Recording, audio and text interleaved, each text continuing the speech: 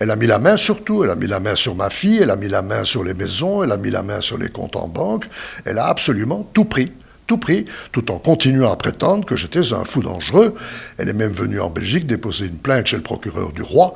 Elle et son complice ont déposé des plaintes chez le procureur du roi pour dire que j'étais complètement fou, qu'il fallait faire attention.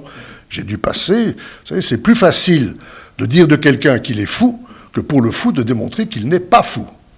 Donc j'ai dû me soumettre à un traitement psychiatrique, j'ai dû me soumettre à des expertises judiciaires psychiatriques pour démontrer que je n'étais pas fou. Et aujourd'hui, j'ai 80 ans, je suis devant vous, je crois que vous avez la preuve que je ne suis pas complètement fou. Hein. Or, ils le prétendent encore et toujours aujourd'hui, pour eux, je ne suis qu'un fou. Voilà. Hein. Et ils essayent de se servir de ça pour m'empêcher de faire quoi que ce soit et pour mettre la main sur tout ce que je possédais à l'époque. S'emparer, depuis 2 ou 3 mois, elle vidait, sans que je le sache, elle vidait tous mes comptes en banque. Elle a vidé les comptes en banque pour environ 2 millions d'euros. Elle voulait s'attribuer tous les biens que je possédais encore à l'époque. Et elle voulait surtout, également, j'avais adopté une petite fille sénégalaise, une charmante petite fille, elle voulait surtout se servir de cette petite fille sénégalaise pour attaquer ma succession le jour où je serais décédé.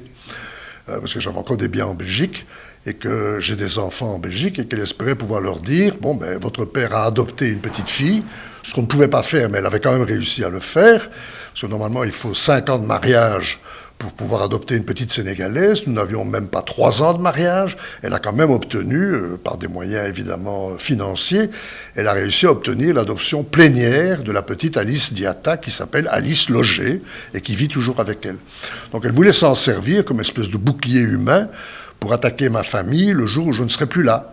Pour dire, bon, mais tout ce que vous avez reçu de votre père, maintenant, il faut le ramener dans une masse d'argent et de biens, et il faut le partager non seulement avec vous, mais avec ma fille Alice. L'agenda de la justice n'est pas l'agenda ni de Babacar Touré, ni de Jean-Claude Loger.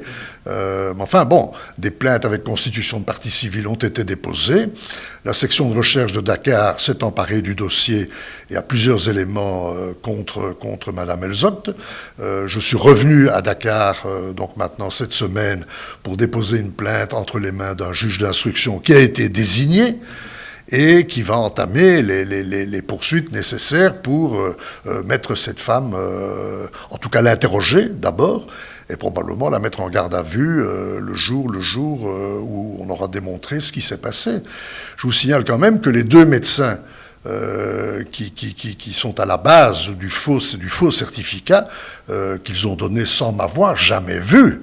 Enfin, pas Farid Gozaïel m'a vu, puisque c'est lui qui m'a soigné.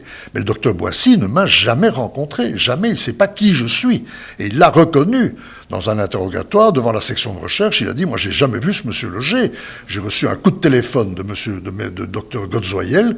J'ai reçu un coup de téléphone pour me dire qu'il y avait quelque chose qui n'allait pas psychiatriquement parlant. Hein, et j'ai fait un certificat, effectivement, à Madame Elzogt, mais je n'ai jamais vu monsieur Loger. Donc il a fait du faux quand même pour vous. Ah, c'est un faux complet. Et c'est un faux sur base duquel elle a basé toute une série de procédures pour m'empêcher de revenir au Sénégal.